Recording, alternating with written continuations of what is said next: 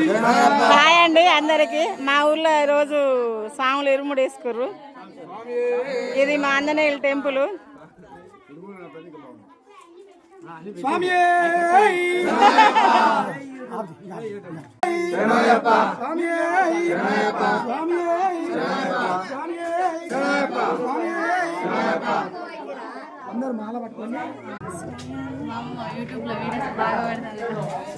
చూస్తానా?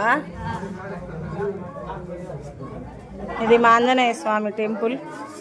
స్వాములు ఇక భిక్షకు తయారవుతారు.